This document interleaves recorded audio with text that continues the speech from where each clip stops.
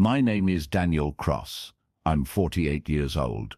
I've always been the quiet, dependable one in the family, the one who shows up when someone's car breaks down at midnight, the one who lends without asking for receipts, the one who never complains when life feels unfair. I thought that kind of loyalty earned you respect, maybe even protection.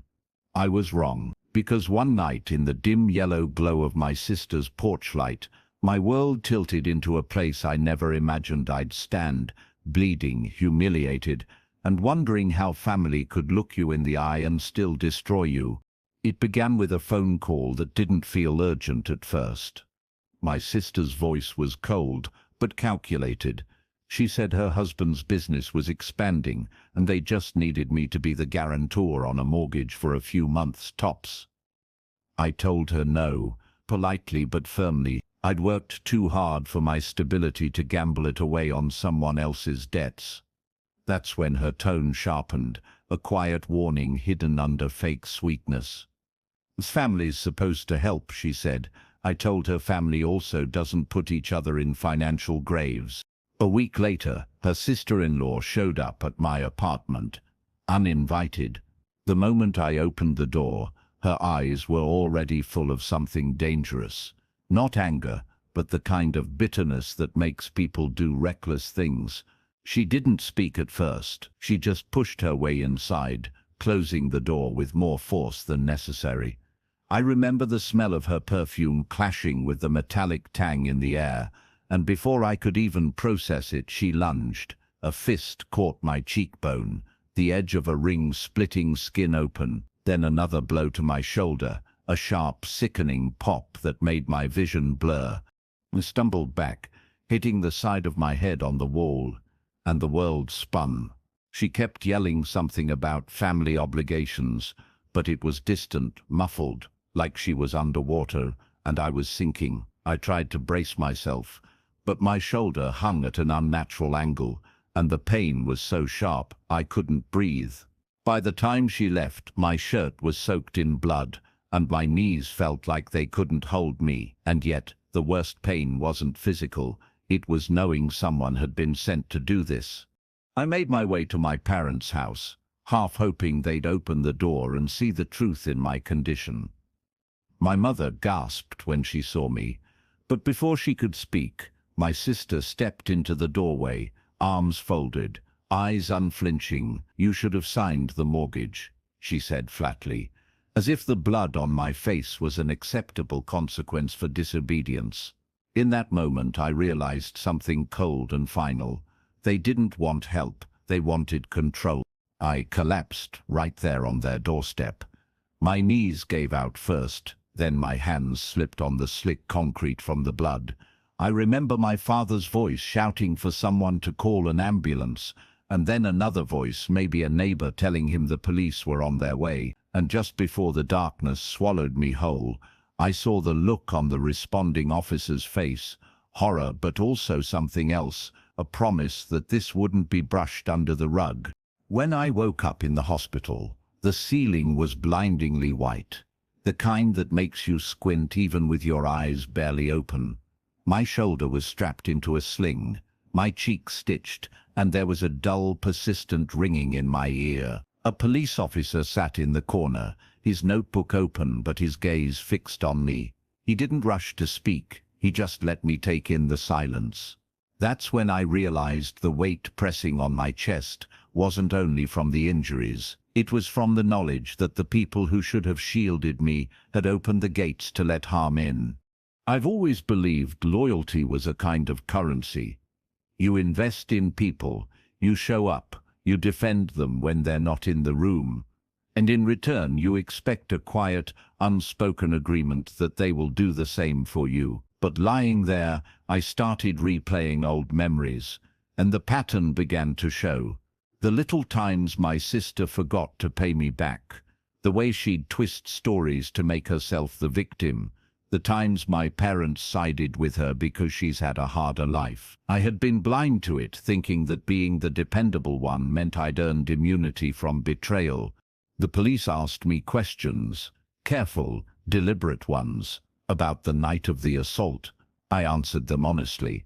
But part of me knew they wouldn't understand the deeper crime here. This wasn't just about one violent night. It was about years of subtle manipulation, emotional debts I'd paid without keeping receipts, and the way they'd learned I would never fight back. That's what made me dangerous to them now. I had finally said no. As I lay there, I thought about the look in my sister's eyes when she told me, "You should have signed the mortgage." It wasn't disappointment. It was calculation. It was the look of someone who saw me as a resource, not a brother. And in that instant, my grief for what I thought our family was began to harden into something else. Not anger, but resolve. If loyalty was a currency, then I had been bankrupting myself for people who would never return the favor. For days after I was discharged, I kept to myself. I ignored calls, left messages unread, and let the silence do its work. People often mistake silence for weakness, but in truth, it can be the sharpest blade in the drawer.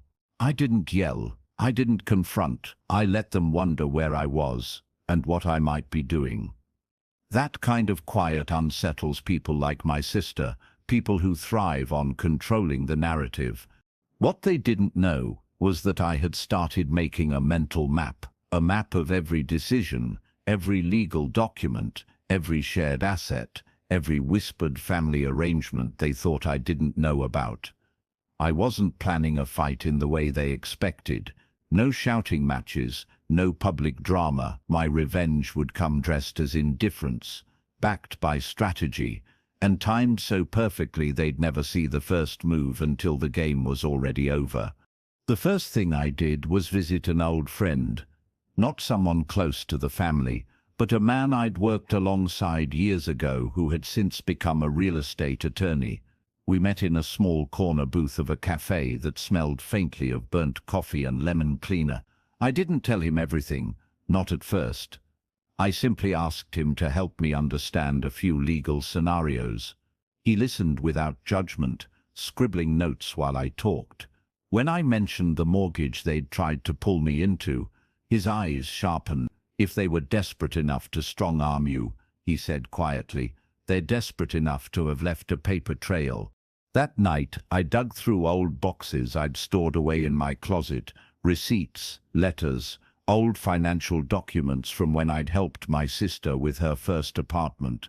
I had never thought much of them, but now they were pieces of a puzzle. I found contracts with her signature on them, promissory notes she'd ignored, and even a lease agreement where I had been listed as a secondary contact without my consent.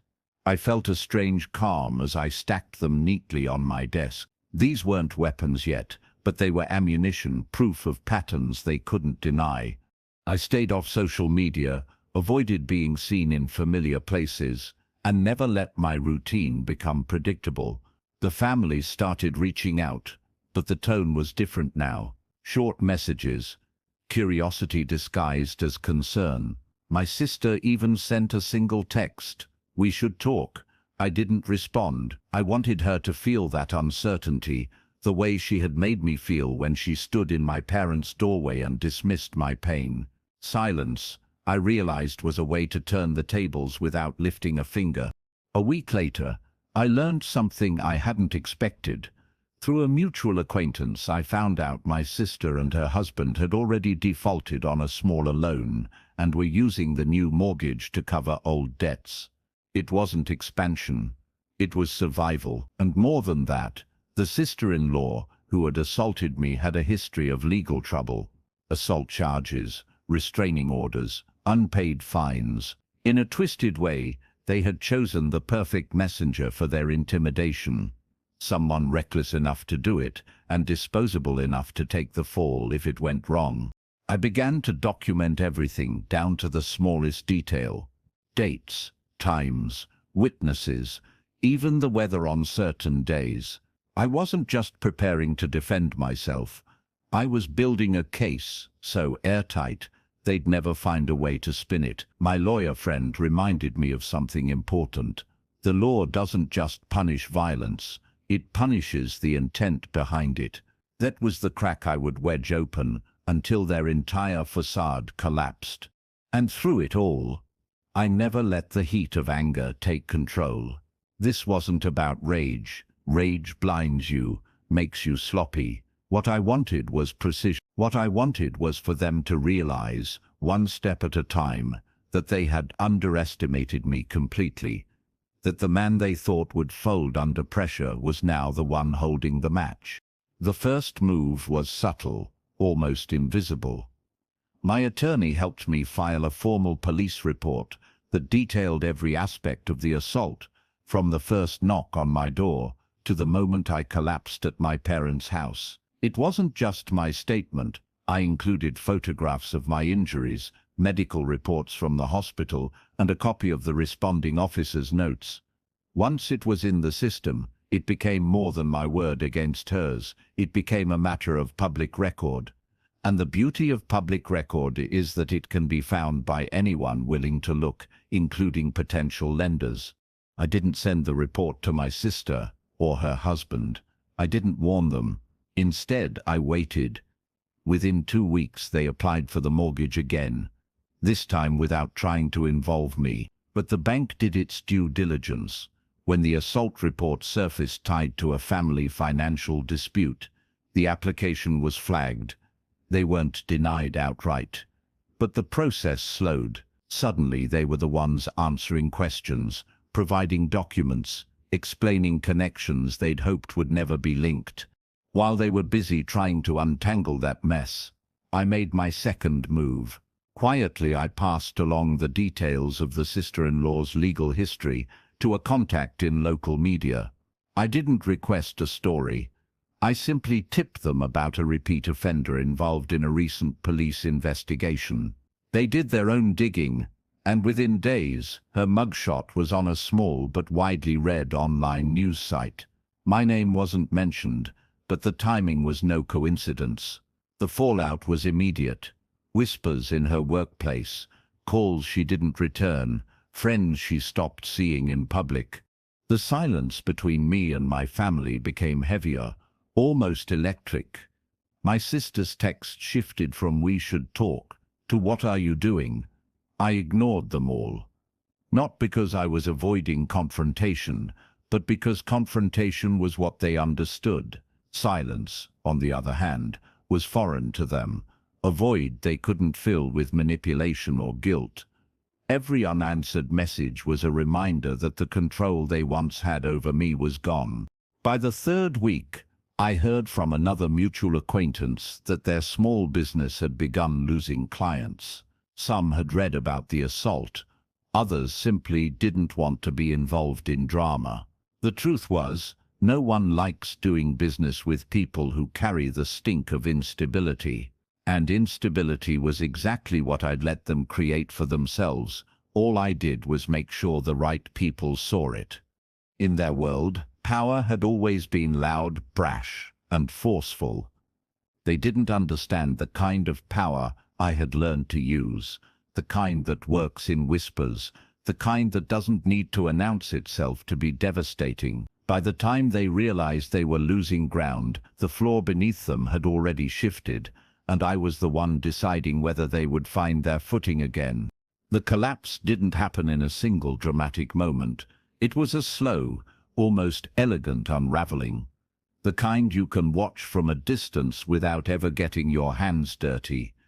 My sister's business was the first to falter. I started hearing from people who had known her for years, not friends, but acquaintances, who had seen enough to know when to step back.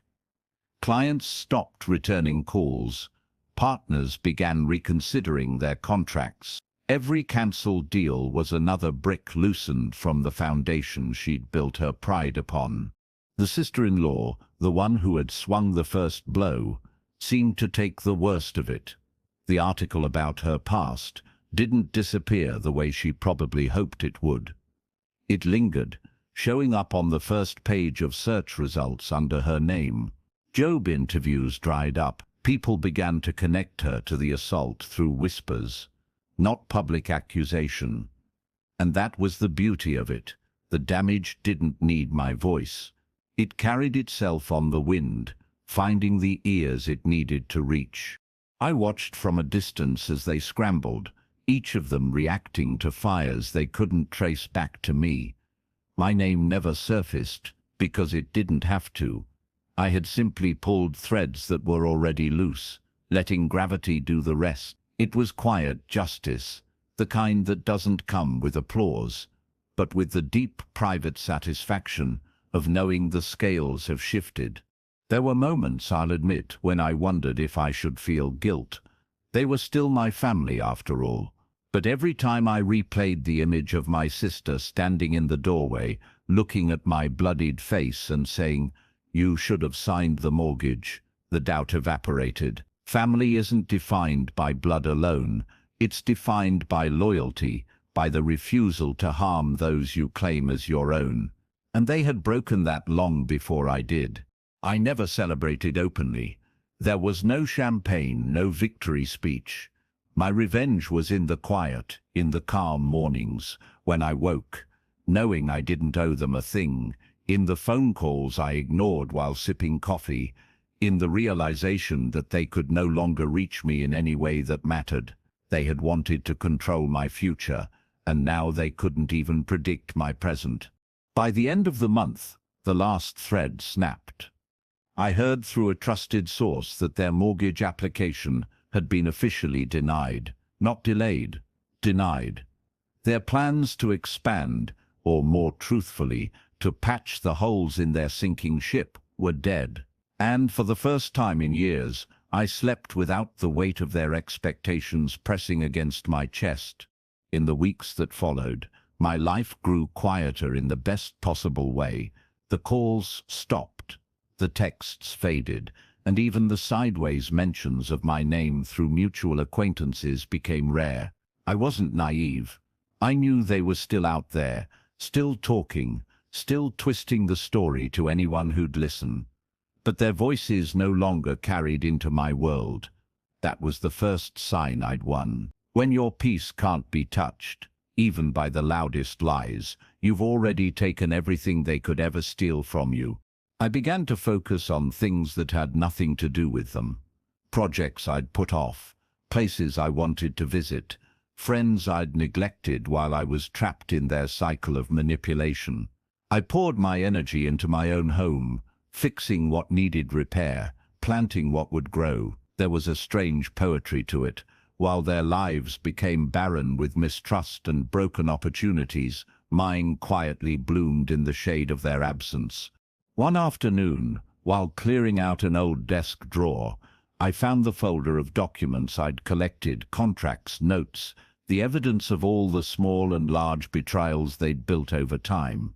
I sat there for a while, thumbing through them, thinking about how much weight they'd carried for me just months earlier.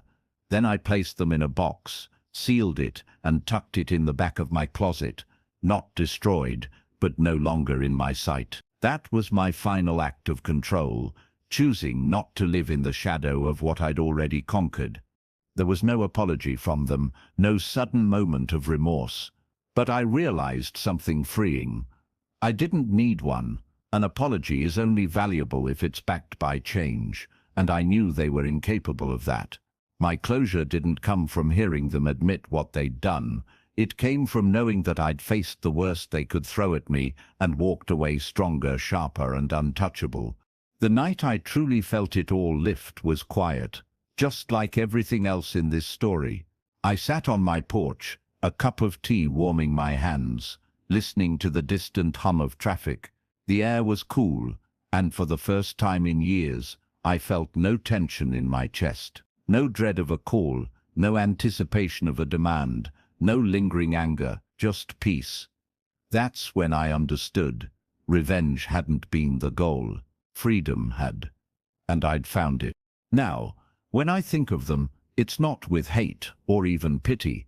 It's with the detached clarity of someone who has stepped off a battlefield and realized the war is over.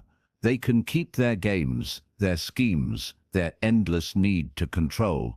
I have my life back, and I'll never hand it over again. 3 months after the dust had settled, I got a letter in the mail that caught me off guard. It wasn't from my family, but from a law firm representing the bank that had denied their mortgage. The letter confirmed that I had been listed without consent as a prior guarantor on several documents, a detail I hadn't known about. They were investigating potential fraud. I sat there holding the paper, realizing this was the kind of blow I didn't even have to lift a finger to deliver. My silence and patience had already put them in a position where the truth was doing the work for me. The investigator called a week later, asking me to confirm certain timelines and to verify my lack of involvement. I gave them everything, calmly, professionally, without adding any emotion. It struck me how powerful it felt to simply present facts, knowing that every truth I shared was another nail in the coffin of the lies they had spun. My voice, once dismissed in the family, was now a documented record in an official inquiry, and they couldn't erase it. I began noticing small but telling shifts in my daily life. The mutual acquaintances who had once acted as messengers for my sister stopped reaching out. They'd seen enough to choose distance. My name wasn't being whispered in their circles anymore. And when it was, the story wasn't the one my family had scripted. That's when I realized my reputation had survived intact, while theirs had been permanently marked. In a quiet moment one evening, I thought about the nature of revenge. People imagine it as fire, bright, destructive and quick. But in truth, the most effective revenge is water. It wears away stone not in an instant, but over time, carving new shapes without needing to shout. I had been the water. Constant, patient, and now the stone that was their control over me was gone. My lawyer friend told me something I'll never forget. Winning isn't about destroying them, it's about making them irrelevant to your life. I carried that with me like a compass. Every decision I made from that point forward wasn't about punishing them. It was about building a life so solid that even if they tried, they could never touch it. And maybe the most unexpected part, I didn't feel the rush I thought I would. There was no euphoria, no triumphant high. There was only stillness, the kind that comes when you've not only survived a storm, but also learned how to navigate without fear of the next one. It happened in the produce aisle of a grocery store. Of all the places I could have imagined seeing her again, this was the last, the sister-in-law, the one who had left me bloodied and broken on my own floor months earlier. She was reaching for a bag of apples when she turned and saw me. For a fraction of a second, her expression hardened, like she was bracing for confrontation. But when she realized I wasn't going to give her the scene she thrived on, something flickered in her eyes. It was the first time I'd ever seen uncertainty in her. I didn't speak. I didn't even change my expression. I just met her gaze for a moment, then moved past her toward the oranges. My silence was deliberate, a statement without words. She turned slightly, pretending to examine the fruit. But I could feel her watching me, waiting for the accusation, the angry remark, the fight she would have used to justify herself. Instead, she got nothing, and in that nothing, she had to sit with her own actions. It's strange, the kind of power that comes from not engaging. There's a weight to it, a presence that unsettles people who are used to controlling the narrative. She shifted uncomfortably, her hands fidgeting with the produce bag. I kept my movements calm, unhurried. It was as if the entire aisle had slowed down, and in that suspended moment I could see her struggling with the reality that she no longer had the upper hand. I left the store without looking back, but as I pushed the cart through the sliding doors, I caught her reflection in the glass, standing still, her expression tightened in frustration. That's when I knew. It wasn't just the legal trouble, or the loss of work, or the public whispers that had dismantled her. It was the realization that I was untouchable to her now. She couldn't provoke me, couldn't bait me, couldn't draw me into her chaos. I had stepped off her battlefield entirely. On the drive home, I thought about how I once believed closure had to come from some kind of confrontation. But the truth is, real closure often comes in moments like that. When you stand in front of the person who tried to break you, and you realize they can't reach you anymore. You've already won, not because they've fallen, but because you've risen so far above the fight they started. That night, I slept deeply, without dreams, and in the morning, I didn't think about her at all. That was the real victory. The first time I saw my sister, after everything was at my father's birthday dinner, it wasn't a planned meeting. My parents had invited me without telling me she'd be there. When I walked into the restaurant's private room, the air shifted. She was seated at the far end of the table, posture rigid, eyes fixed on the menu as if it held the answers to questions she couldn't face. For a brief moment our eyes met, and in that flicker of contact, I saw it, the strain of someone carrying the weight of their own undoing.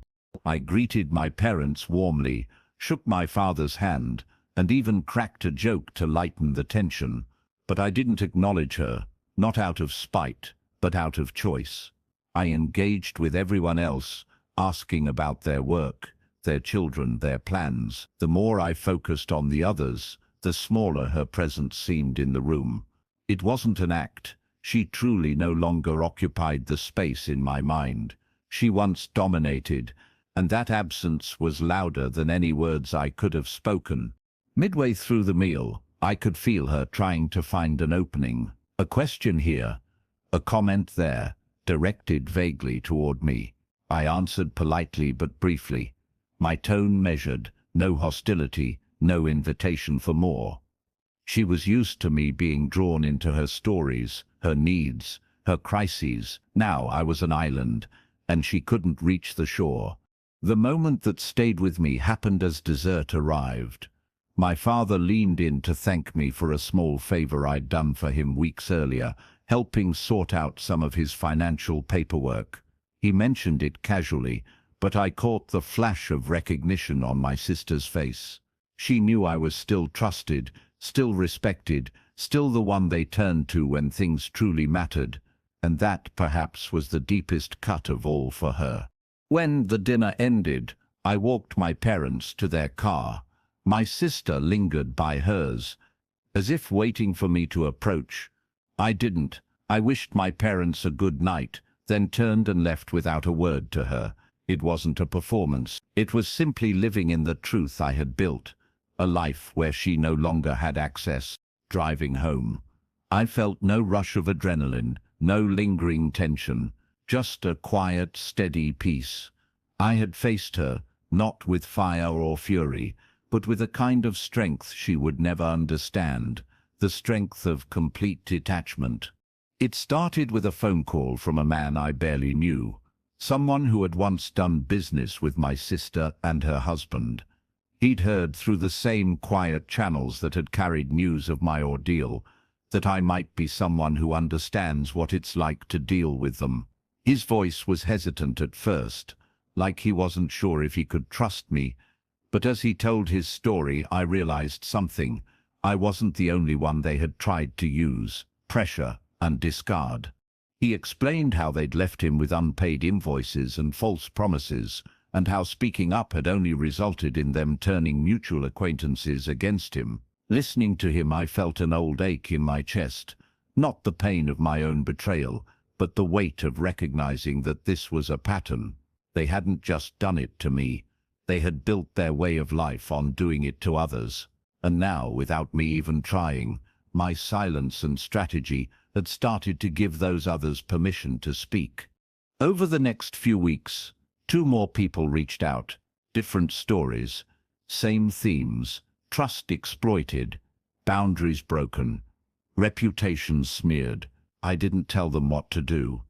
I didn't share my full plan or methods, but I listened, and in listening, I gave them something they hadn't had before: confirmation that they weren't alone, that the problem wasn't them, and that the cycle could be broken without stooping to the same cruelty. One of them, a small business owner, decided to pursue legal action.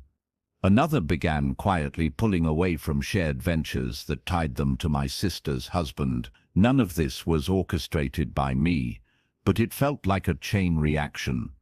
The ripples of my refusal to be controlled had reached farther than I ever imagined. Without confrontation, without public spectacle, the truth was beginning to spread, carried by voices far beyond my own. I realized then that revenge, when done right, doesn't just serve you. It has the power to free others, too. The damage my family had done over the years wasn't being avenged in a single strike, but dismantled piece by piece by people who had found their own courage to walk away. And in that, there was a deeper satisfaction than anything I had planned. One evening, as I sat on my porch with the sun sinking low behind the trees, I thought about how strange life can be. The same pain that had once left me on the ground, bleeding and humiliated, had somehow become the foundation of something stronger, not just for me, but for others. That's when it hit me. The real legacy of what I'd done wasn't the quiet fall of those who hurt me. It was the quiet rise of those they could no longer touch. It was a cool autumn afternoon when I decided to take the last step. I pulled the sealed box of documents, the contracts, notes, and evidence I had gathered, from the back of my closet. It had been sitting there like a silent witness, a reminder of a war I no longer needed to fight. I set it on my kitchen table, opened it, and leafed through each page slowly. Every sheet was a memory, a moment where I had been underestimated, hurt, or manipulated. And with each one, I felt less of the sting and more of the clarity. Instead of destroying them, I made copies and stored them in a secure digital archive. The originals I placed in a heavy envelope, labeled simply with a date. I didn't need to carry them anymore, but I wasn't naive enough to pretend they might never be needed again. This wasn't forgiveness. It was preparation without obsession. Then I slid the envelope into a locked cabinet, shut the door, and walked away.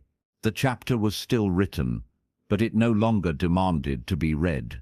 That evening, I drove out to the coast. The sun was beginning to set, painting the horizon in shades of orange and gold. I stood at the edge of the pier, letting the wind cut through the last remnants of the weight I'd carried. I thought about everything that had happened: the betrayal, the silence, the planning, the victory, the peace. All of it had led here, to this still moment where nothing and no one could dictate who I was anymore. I realized I wasn't leaving this chapter with anger or even with triumph. I was leaving it with gratitude, not for what they did, but for what it forced me to become. I had learned the value of boundaries, the strength of patience, and the quiet, unshakable power of living beyond someone else's reach. That was worth more than any public vindication could have given me. As I turned to leave the pier, I took one last look at the water. The waves didn't crash violently. They simply rose and fell over and over, shaping the shoreline without anyone noticing. That's what I had become. Not fire, not fury, but the tide, unstoppable, steady, and impossible to control.